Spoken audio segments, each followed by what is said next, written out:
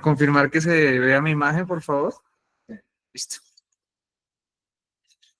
Bueno, el día de hoy nos reúne el tema de anestesia para trauma de tórax. Mi nombre es David Díaz, yo soy residente de anestesia de Unisanitas. Mi asesor fue el doctor Patiño para el desarrollo de esta charla.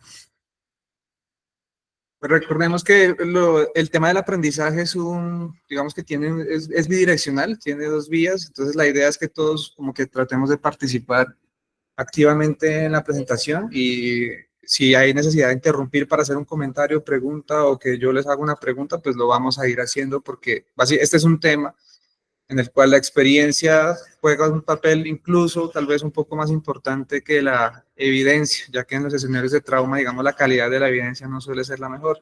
Entonces la idea es como compartir entre todos un poco la experiencia que se ha tenido, ya que hay personas presentes con muchísima más experiencia y conocimiento pues que nosotros que estamos en formación.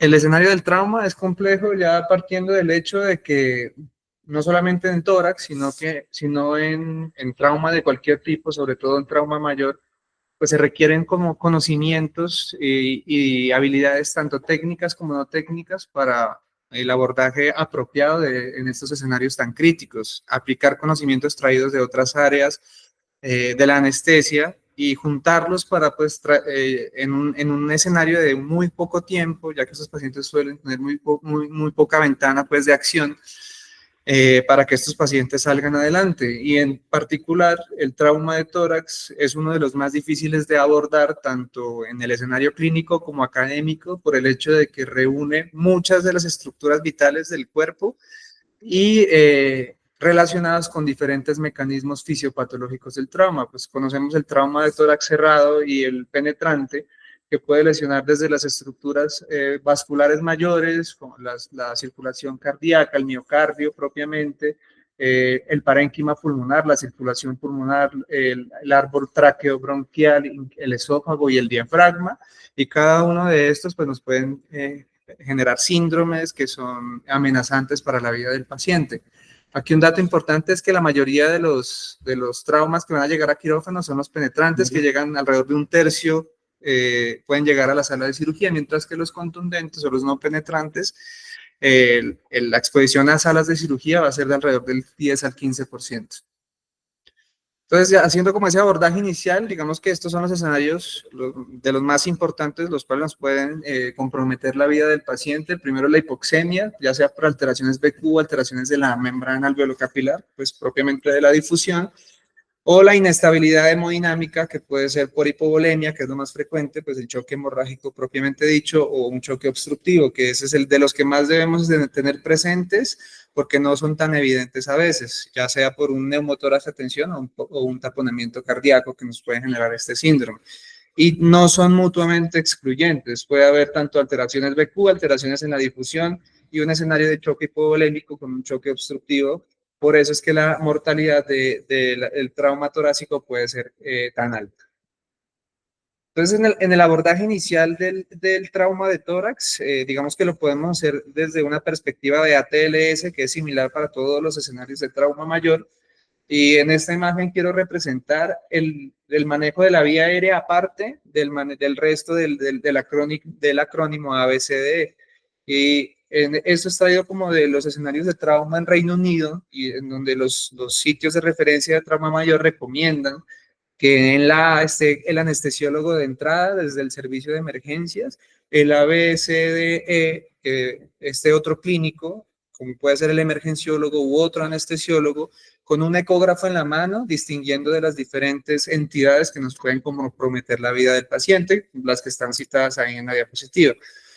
Importante, pues este es un abordaje que me gusta mucho de la vía aérea, que son los mandamientos, oxigenar y ventilar lo mejor posible, evitar el trauma en el primer intento debe ser el mejor, evitar la broncoaspiración, dejar el ego a un lado y trabajar en equipo.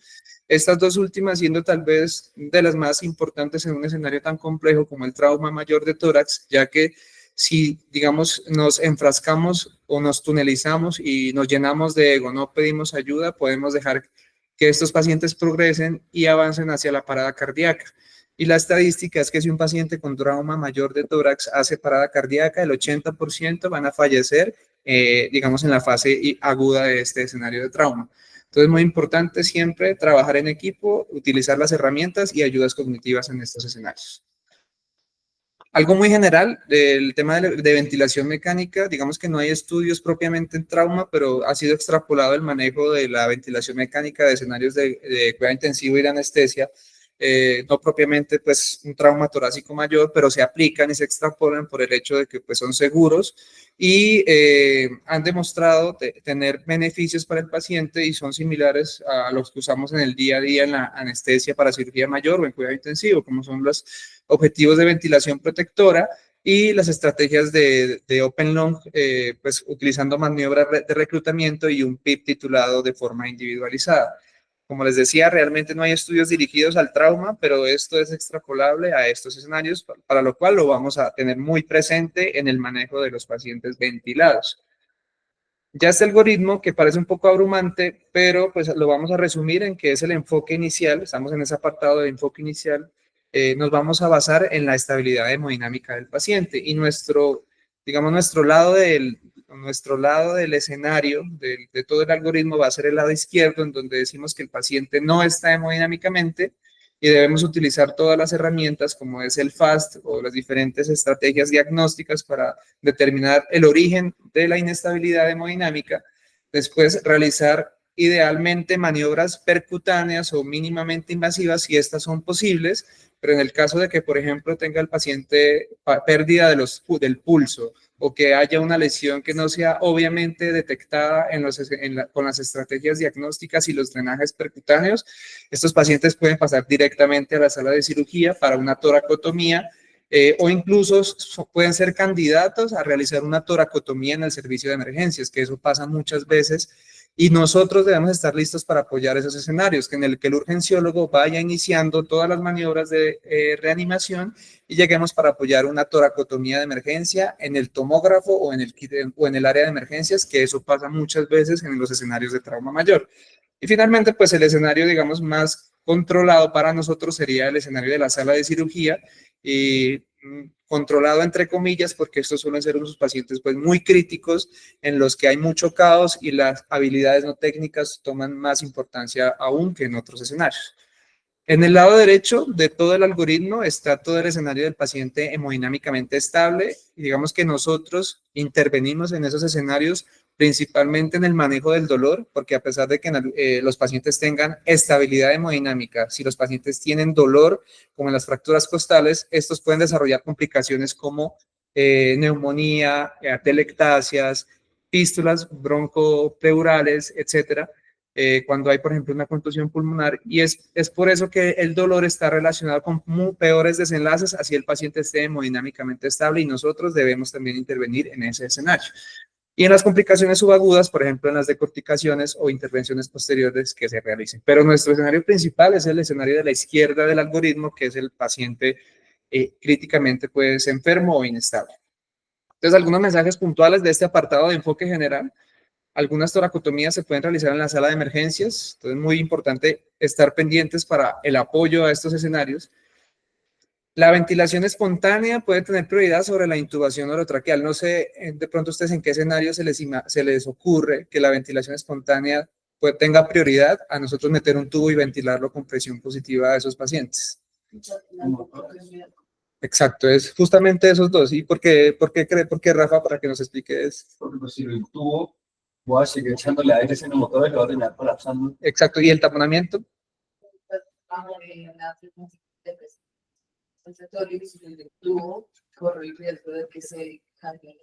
Exacto, entonces recordar que antes de hacer ese abordaje de la vía aérea de la intubación orotraqueal, entonces hacer una pausa y pensar si este paciente realmente se beneficia de la ventilación positiva, por ese mismo hecho de empeorar el neumotórax a tensión o desarrollarlo, que haya un neumotórax que no esté a tensión y por culpa de la ventilación positiva, pues se desarrolla. Y el taponamiento, como lo vamos a ver, hay pacientes que son muy lábiles y con la inducción y la ventilación positiva pueden ir a parada cardíaca y sabemos que el 80% de los pacientes que entran en parada cardíaca se mueren. ¿Listo?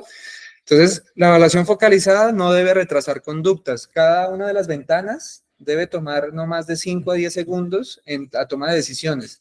Entonces, la toma de decisiones es dicotómica, es positivo, negativo, ¿sí? No tenemos que hacer evaluaciones cuantitativas ni cuantitativas en el escenario de un EFAST, que es como el principal protocolo de ultrasonido en este escenario. El eco transesofágico tiene cada vez mayor papel en estos escenarios, pero pues no es un recurso que tengamos habitualmente o de rutina en nuestras condiciones, pero en los países de ingresos altos cada vez tienen mayor importancia y los anestesiólogos tienen un mayor entrenamiento de ecografía transesofágico. Y recordar que estos pacientes estables, los del lado derecho del algoritmo, son muy dinámicos. Entonces, en un momento pueden pasar de estabilidad a inestabilidad y nosotros debemos estar listos para abordar a estos pacientes. En cuanto al manejo intraoperatorio, lo primero que les quiero mostrar es esta checklist que resume muy bien como todo lo que debemos hacer cuando llegue un paciente de estos, desde antes que llegue el paciente. Entonces, esto fue desarrollado en el 2013, de pronto hayan algunas cosas que se pueden como mejorar o actualizar a la situación de hoy en día, pero yo creo que resume muy bien cuál debe ser nuestro enfoque, incluso desde que se anuncia a un paciente que viene en la ambulancia, no sé, comentado por un APH de SWAT. Lo primero es que a veces no lo hacemos, es tener la sala caliente. Entonces, nosotros la tenemos fría, alrededor de 20, 18 grados a 21, pero la recomendación es tenerla a 25 o superior, tener listo para nuestra vía endovenosa y nuestro equipo para transfusión anunciado al banco de sangre. Entonces, cuando llegue el paciente ya a la sala, avisarle a todo el mundo que llegó y pedir ayuda de forma muy temprana y tener listo todo lo que pedimos al banco de sangre. Ya realizar nuestra preoxigenación y una cosa es la instrucción de prepara y cura hacia el cirujano. ¿Qué es eso qué es? Básicamente es que lave antes de nosotros intubar o hacer la inducción y que tenga cubierto con campos estériles para que cuando el paciente esté inconsciente y con la capnografía confirmada, el cirujano ya tenga el tórax abierto, que eso es básicamente la instrucción, de que ir lavando con los campos cubiertos, con los campos estériles puestos antes de que el paciente esté bajo anestesia o bajo hipnosis. Muy pragmáticos a la hora de seleccionar el hipnótico, con un relajante muscular y un hipnótico como ketamina o etomidato cuando hay inestabilidad hemodinámica puede ser suficiente. Entonces tenemos que actuar rápido y ser bastante pragmáticos, y la incisión de forma temprana, ya sea con el paciente hipnótico, con la hipnosis, perdón, o cuando tengamos confirmada la capnografía, pero ya debe estar listo para hacer la incisión del cirujano. Ya con el manejo anestésico realmente pues, es más importante el manejo hemodinámico que la selección del propio anestésico, y en este escenario pues nos muestra la continuación de la checklist, que es básicamente tener nuestras metas hemodinámicas, tener hipotensión permisiva, aunque los tiempos de la hipotensión permisiva no están, digamos, claramente definidos.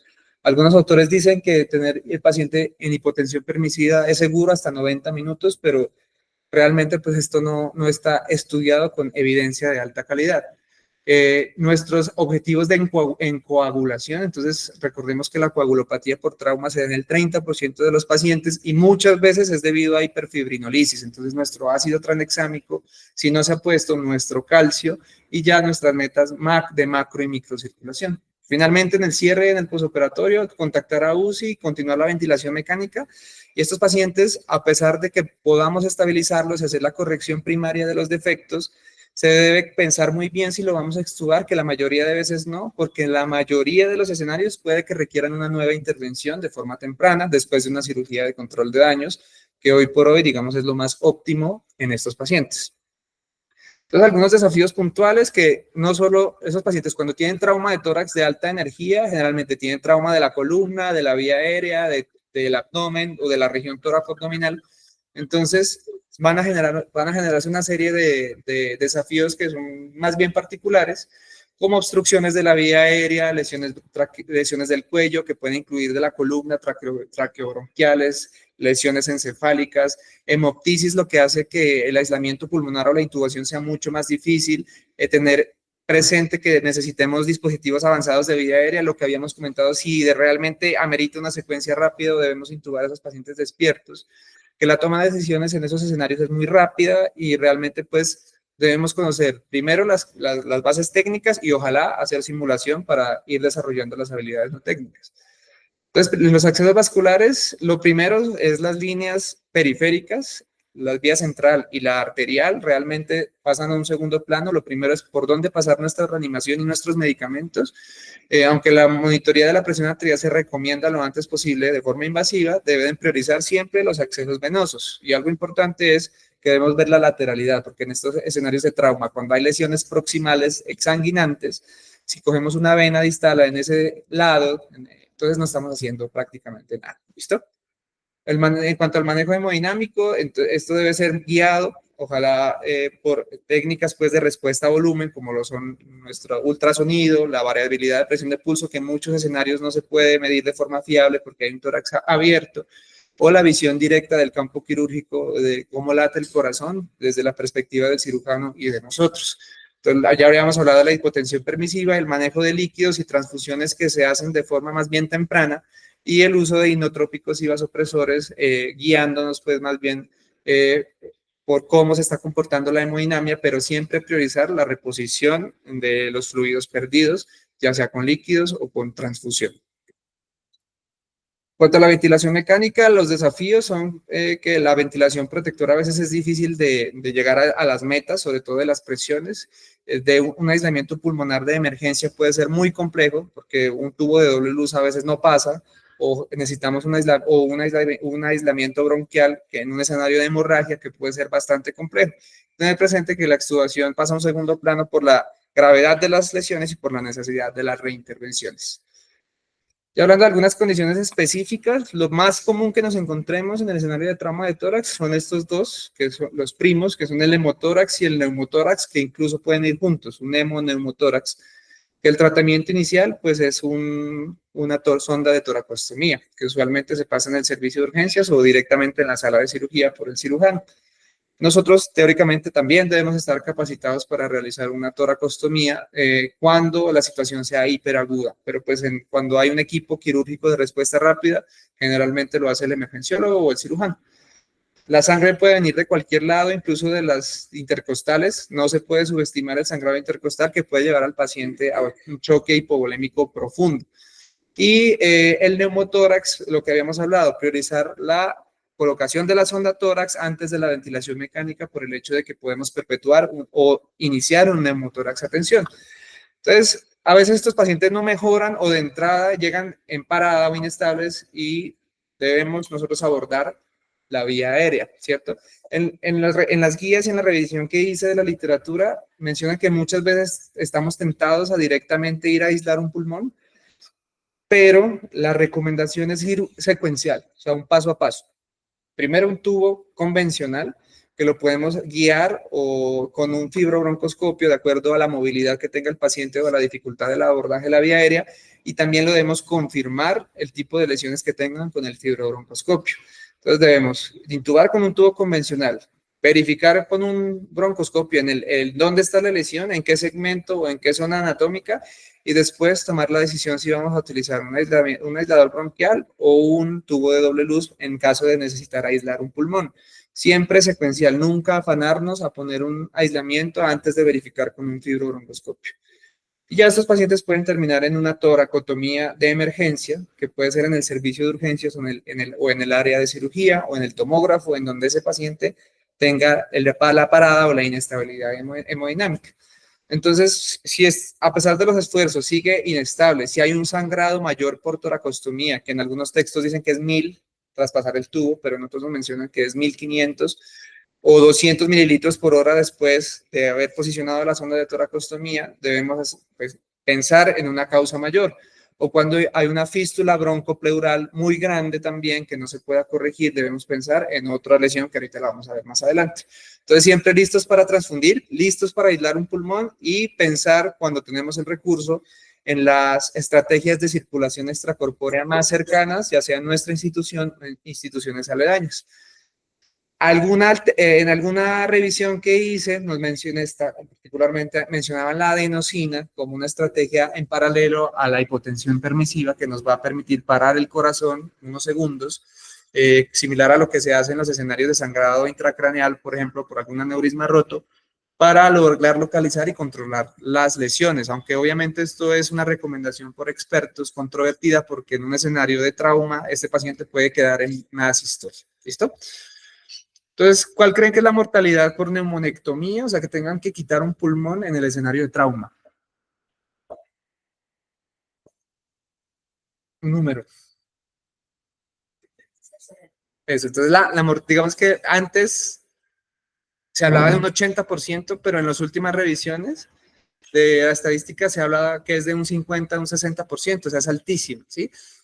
Que a un paciente le quiten un pulmón en un escenario de tórax, de trauma de tórax, lo condiciona en un 70, 60, 50, 70%, perdón, de las ocasiones que este paciente fallezca. Y las causas del fallecimiento son el sangrado mayor, la embolia aérea, la falla cardíaca derecha, que en estos escenarios es muy difícil de tratar, de diagnosticar, y deberíamos considerar el manejo de estos pacientes con un catéter de arteria pulmonar y obviamente apoyados en los clínicos más expertos en el manejo de estos dispositivos, que pueden ser los anestesiólogos cardiovasculares, nosotros como anestesiólogos bien entrenados, o los intensivistas, pero se mueren por hemorragia, por embolia aérea o por falla cardíaca derecha, difícil de tratar y de diagnosticar.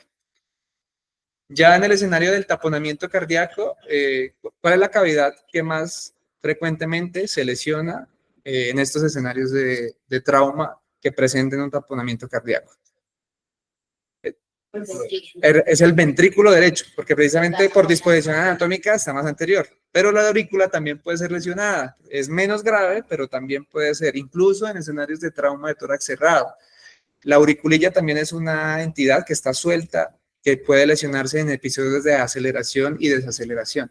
Recordemos que el pericardio tiene una baja complacencia entre sus capas, que con 50 mililitros, que no es mucho, ya puede presentar un patrón restrictivo y generar un taponamiento, un choque obstructivo propiamente. Entonces es muy útil el FAST y la eco transesofágica en este escenario para diagnosticarlo, porque a veces los derrames pueden ser muy pequeños. Y ya la decisión de pericardiocentesis o hacer una ventana bajo esternotomía debe ser guiada por la estabilidad del paciente, ¿sí? Si es un derrame que resolvió con la pericardiocentesis, pues bien, se observa, pero si no mejoró, sigue inestable y es la única causa encontrada, pues va para una esternotomía y una ventana pericárdica. Los pacientes que tienen contusión miocárdica y un derrame pericárdico pueden tener desprendimiento de placas ateromatosas. Entonces, no es raro que estos pacientes tengan cambios muy similares a los isquémicos durante el escenario quirúrgico. Incluso cuando se presentan, se recomienda a estos pacientes seguirlos como si fuera una isquemia por cualquier otra causa, incluso llevarlos a cateterismo cardíaco. Entonces, informar a nuestros colegas en la UCI si estos pacientes presentan alteraciones en el ST, ya sea permanentes, pues continuas o transitorias, porque puede que la contusión genere eventos isquémicos que no son tratados siempre. Entonces, el algoritmo de manejo propuesto es básicamente también basado en la estabilidad hemodinámica en los pacientes inestables o en los pacientes que no mejoran, pues estables que no mejoran con el manejo inicial. Deben ser llevados a esternotomía bajo a sedación o anestesia general. Lo digo sedación ahí de forma como un poquito paralelo en ese margen entre una sedación profunda y anestesia general, es por el hecho de que ustedes precisamente mencionaron de que la ventilación positiva puede llevar a este paciente a parada cardíaca, empeorar el patrón obstructivo y llevar al paciente a parada cardíaca. ¿Qué estrategias podemos utilizar para que este paciente tolere un procedimiento mayor sin necesidad de darle ventilación mecánica? Entonces, ellos nos hablan de realizar un bloqueo paraesternal cuando se va a hacer una esternotomía media. Ketamina a dosis óptimas, que pueden ser de 1 a 2 miligramos por kilo, apoyadas de dosis bajas de opioides, o incluso, como lo pueden ver acá, la primera opción o la primera alternativa en la inducción es la inducción con los anestésicos inhalados, que el paciente bajo ventilación espontánea vaya induciéndose, digámoslo así, hasta que tengamos un plano en el que tolere algún procedimiento quirúrgico. Para recordar, el bloqueo paraesternal es relativamente sencillo, digamos, podemos hacerlo entre el segundo y el cuarto espacio intercostal, 20 mililitros de mezcla a cada lado. Este es el esquema, entonces está lo que vamos a ver es las costillas, el pectoral cubriendo el músculo intercostal entre las costillas y aquí el transverso. Las guías hoy recomiendan realizar que es el plano pecto intercostal, que básicamente es en esa fascia, por el hecho de que tienen una dificultad menor que el otro, que es el plano transverso profundo, ya que la aguja se puede perder cuando lo hacemos. Entonces, este es un bloqueo muy importante para tanto la analgesia como un adyuvante en este tipo de escenarios en los que querramos hacer una esternotomía y no entrar directamente al paciente en ventilación mecánica invasiva. Y siempre tener presente las estrategias de circulación extracorpórea, como les había mencionado previamente. Otros escenarios en las lesiones traqueobronquiales tienen una alta letalidad, muy difíciles de manejar y son yo creo que de los mayores retos para el manejo de la vía aérea de nosotros como anestesiólogos en un escenario de trauma. La lesión más común en bronquial propiamente es la del bronquio derecho, a 2 centímetros de la carina aproximadamente, aquí me queda mal, a 2 centímetros. Y hay unas lesiones asociadas en las cuales debemos sospecharlo. Todas las lesiones, las fracturas del tórax superior, por ejemplo, la primera, segunda costilla de la clavícula y el esternón, con una fuga grande de un neumotórax, nos puede llevar a sospechar a una lesión traqueobronquial.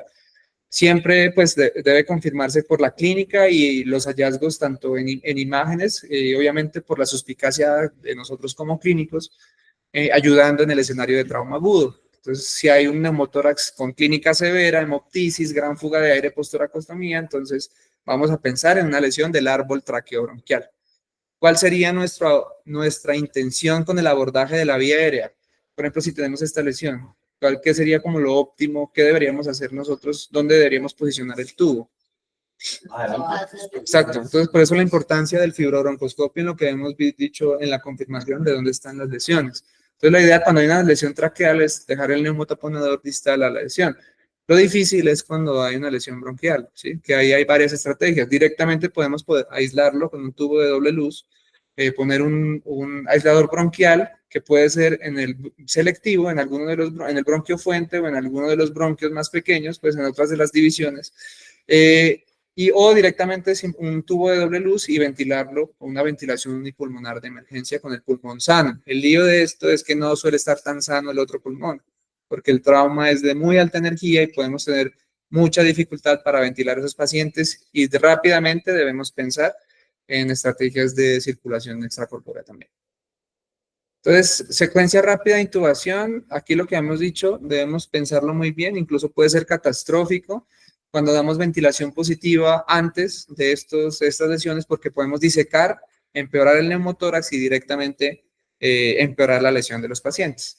Entonces, incluso hay escenarios tan difíciles en los que ya hecha la toracotomía, los cirujanos pueden clampear la zona proximal y ventilar por la parte distal del bronquio seccionado para tratar de mantener un poco la ventilación mecánica, que es otra alternativa que se puede dialogar en ese escenario. Es muy difícil obviamente, de llegar a ese pensamiento, pero yo creo que por eso es tan importante revisar estos temas y también la simulación. Entonces, lo difícil aquí es evaluar todas las dificultades que vamos a tener y decidir directamente a la hora de nosotros estar a la cabecera de esos pacientes si realmente vale la pena hacer una secuencia rápida de intubación o si definitivamente vamos a tener que intubar a ese paciente despierto muy rápidamente mientras logramos asegurar la vía aérea. Otras lesiones son las lesiones esofágicas y las lesiones del diafragma. Las lesiones esofágicas están asociadas a otros traumas de gravedad, aunque es grave, digamos, por el tema de que se desarrolla una mediastinitis y una sepsis de instauración temprana. El objetivo de la corrección de estas lesiones es el control de daños, digamos, hacer un cierre primario y luego buscar la forma de hacer la corrección definitiva. Y hacer énfasis porque a veces los cirujanos también sufren de lo que nos pasa a nosotros, que es la tunelización. Entonces, se enfocan en hacer una corrección exhaustiva de una lesión cuando esos pacientes deben o de lo que pueden beneficiarse más es de una cirugía de control de daños y una revisión secundaria posterior cuando el paciente esté más estable. Entonces, debemos trabajar en equipo para que ninguno de los dos equipos se tunelice y digamos que hagamos las cosas apropiadas de lo que nos está pidiendo el paciente en ese momento. Aquí algo importante es evitar aumentos de la presión intraabdominal y si es única lesión o no hay contraindicación, la secuencia rápida es una alternativa. Cuanto a las lesiones diafragmáticas, 80% son del lado izquierdo. ¿Por qué creen que? Exactamente, el hígado le da una especie de sostén pues, fibroso, mientras que el lado izquierdo del diafragma es más móvil y pueden haber desgarros o contusiones con mayor frecuencia. Suelen ser lesiones ocultas, que uno se da cuenta que está presente cuando hay vísceras ya en el tórax o cuando hay sondas nasogástricas metidas allá. Y cuando se sospecha o se confirme y nosotros vayamos a invadir la vía aérea, la recomendación puntual en este escenario es empezar con volúmenes corrientes muy bajitos, o sea, de 4 o 5 mililitros por kilo, porque podemos isquemizar las asas que están en el tórax cuando el pulmón expande a volúmenes corrientes normales. Y obviamente después de que se corrigen, instalar la ventilación protectora. Las lesiones torácicas son otro escenario que se puede dar. Era más frecuente cuando no habían airbags, pero ahora han disminuido mucho la incidencia. Todavía se presentan principalmente en episodios de aceleración y desaceleración, y la zona más frecuentemente lesionada es la que queda inmediatamente después de la subclavia izquierda, por el hecho de que es una zona, digamos, que no tiene sostén y es móvil en el sentido de que permite mayor movilidad y digamos que actúa con la inercia del trauma y permite esos desgarros en la íntima y incluso en toda la pared de la aorta. ¿Cómo se manejan estos casos? Si es un paciente pues inestable, directamente no vamos a tener tiempo para hacer el diagnóstico y va a ir a una toracotomía, una reparación quirúrgica. Pero cada vez más tenemos la oportunidad de que estos pacientes pues tengan un hematoma contenido en el mediastino y se manejen de forma muy similar a una disección aórtica de Stanford B, que el objetivo aquí es evitar picos hipertensivos, tener el paciente con medias alrededor de 60, evitar sistólicas mayores a 100, 120, y podemos utilizar estrategias como los beta bloqueadores o nitratos, siempre y cuando estos pacientes no tengan ese riesgo de la inestabilidad hemodinámica que nos lleve a la parada cardíaca. Entonces, en ese escenario, la reparación endovascular es la prioridad que cada vez se hace más. Entonces, recordemos que estos escenarios se manejan como un Stanford B, que ese ya lo hemos estudiado también en otros tópicos. Finalmente, ya los escenarios de fracturas costales aisladas, aunque pueden presentarse la mayoría de veces, son signo de un trauma grave, de lesión de otros órganos y deben buscarse activamente. Pero cuando solo se presentan, digamos que la mortalidad o las complicaciones son mayores cuando hay dos escenarios. Uno es los viejitos, los pacientes ancianos, y el otro es la neumopatía previa, los pacientes con EPOC, asma, neumonías a repetición que presenten un trauma de estos van a tener complicaciones más graves. Entonces, en estos pacientes es cuando nosotros debemos intervenir activamente en el manejo del dolor y ser muy agresivos con esto, incluso no hacerse raro que sea la única indicación de tener un catéter epidural puesto y con seguimiento, porque estos pacientes se mueren por atelectasias, luego neumonías y luego terminan en ventilación mecánica y SDRA. Entonces, bien agresivos con el manejo del dolor, la epidural, o si en nuestro centro o tenemos experiencia pues en técnicas como bloqueos paravertebrales o ESP, hacerlo. La fijación temprana está indicada idealmente antes de las 72 horas, entonces poner un catéter de fijación temprana, sobre todo en escenarios de mayores con neumopatía o pacientes con tórax inestable. ¿Cómo se define un tórax inestable? Exacto, y que haya un movimiento paradójico en el tórax en la que la zona fracturada tenga un movimiento hacia adentro y el resto del tórax hacia afuera, que es ese movimiento paradójico. Ahí es donde más se benefician de una fijación, por el hecho pues de que puede ahorrarse complicaciones posoperatorias mayores de origen pulmonar. En la extubación, aunque esto no nos toca, pues directamente en la sala de cirugía, sí es importante conocer que esos pacientes se benefician, y es uno de los escenarios en los que se beneficia el uso de ventilación positiva cuando se extuban.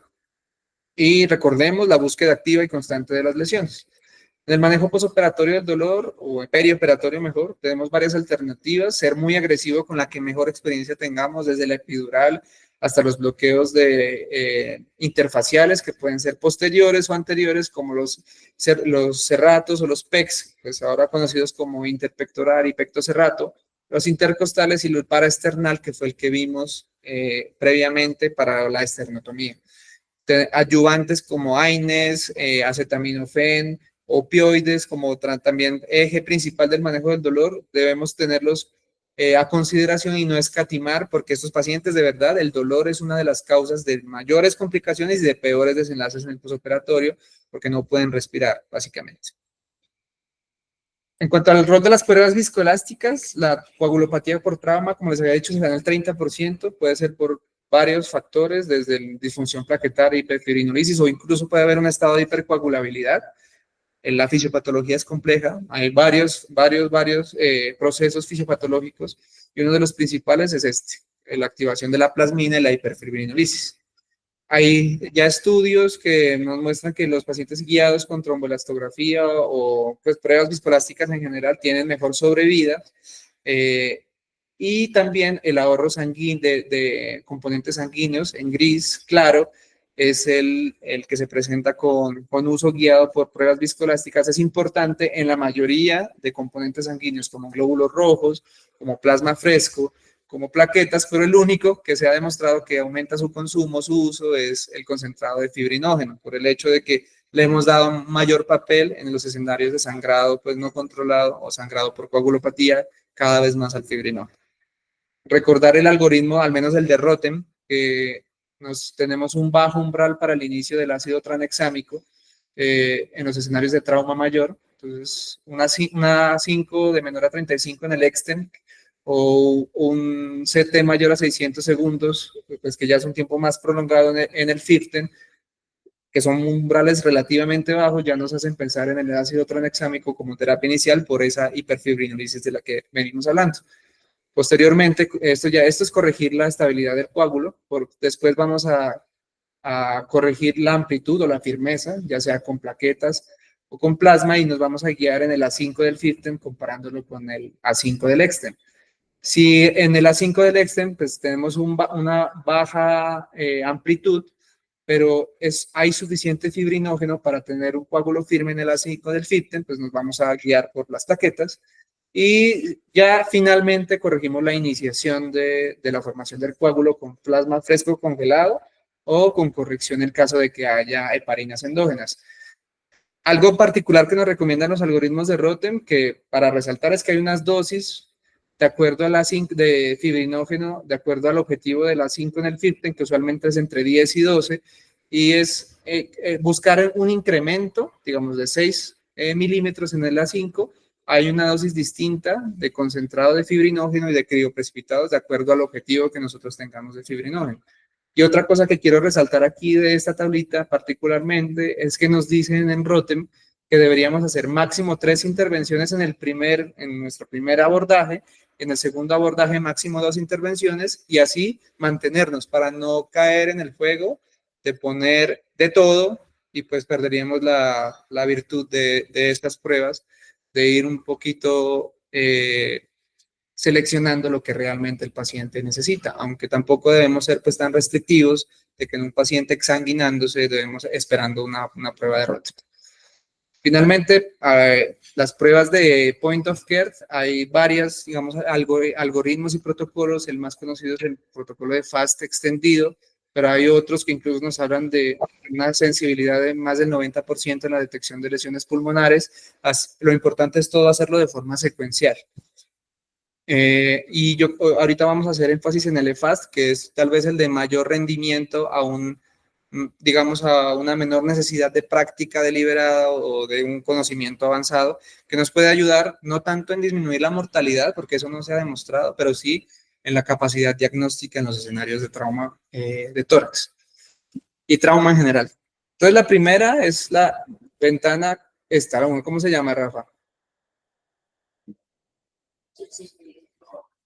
Eso. Entonces, la ventana subsifoide, ahí lo que vamos a buscar es básicamente la contractilidad de forma subjetiva y rápida y ver cómo está el pericardio. Entonces, esta es una imagen normal en la que podemos ver ambos ventrículos. Obviamente no es esto está hecho con una sonda convexa, con una convex, no es una sectorial, y se nos dificulta un poco más para sacar las ventanas, pero el objetivo aquí es básicamente ver de forma cualitativa algo de la contractilidad y el pericardio, que cuando es visible generalmente ya lo debemos considerar clínicamente significativo. No nos vamos a poder medir, no nos vamos a poder hacer nada, solamente positivo o negativo. Entonces vamos a ir a ver el punto 2, ¿sí? Que van a ser las zonas bajas del tórax. Ojalá este paciente poderlo hacer un poquito inclinado para que el aire se proyecta hacia los ápices y el líquido se proyecta hacia las bases. En el escenario 2 podemos ver un derrame pleural, el diafragma separando el hígado en la parte pues, más cefálica del transductor y el líquido libre, que a veces podemos ver un signo como del pulmón nadando entre el derrame, que es muy característico de derrames masivos. Entonces después nos vamos a ir a buscar derrames el líquido libre en los espacios entre el riñón y el hígado y entre el riñón y el vaso, que este sería un escenario normal, ¿sí? Pero cuando lo vemos entre el hígado y el riñón, una imagen oscura, hipoecogénica, decimos que es un FAST positivo. Y finalmente, ya en la parte baja del abdomen, evaluamos ya sea con el transductor en el eje largo del cuerpo o en el eje corto, podemos ver la vejiga, el útero, y en el saco de Douglas podemos evaluar la presencia de líquido libre. Esto pues no es exclusivamente en tórax, pero sí recordemos que todos los traumas mayores están relacionados con otras lesiones en las diferentes partes del cuerpo.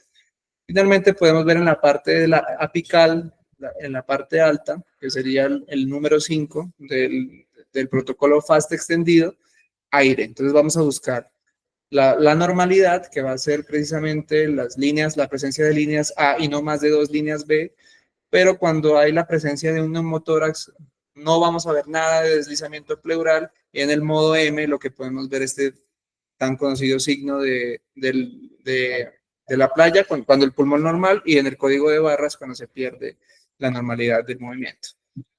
Aquí hay un videito corto de ver algunos escenarios de FAST positivo. Que no da. Entonces, cavidad peritoneal. Vamos por cuadrantes. Ahí en el espacio entre el riñón y el hígado podemos ver líquido libre. En pelvis, en la parte posterior de la vejiga, podemos ver líquido libre también, y en el otro ya vamos a ver en el eje largo también cómo nos muestran cómo se vería el líquido libre. Ahí estaría en el eje largo del cuerpo, o sea, el transductor de cefálico caudal, viendo en movimientos de tilt hasta que encontremos líquido libre en el saco de Douglas. Es una vejiga, ¿verdad? Vejiga, sí. Ahí podemos ver un derrame pleural en la parte de uno de los cuadrantes, y ya en el pericardio, esto es con una zona sectorial positivo.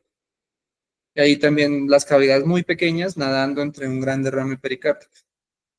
Entonces recordemos que en FAST lo único que vamos a hacer es positivo y negativo, o sea, nada de medidas, nada de otro tipo de evaluaciones, simplemente si hay hallazgos o no.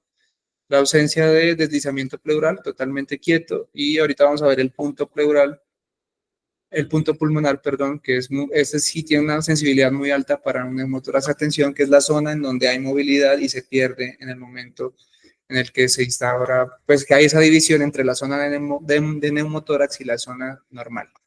Un hemotórax en la parte baja, podemos incluso ver aquí un realce de las vértebras, que es muy típico en los neumotórax, que ese es como el signo de la espina de pescado, que es muy típico cuando hay presencia de un neumotórax, de un hemotórax o de líquido pleural, podemos ver un realce de las estructuras óseas, que principalmente es la columna posterior. Y listo. Eso sería todo. Muchas gracias. Gracias.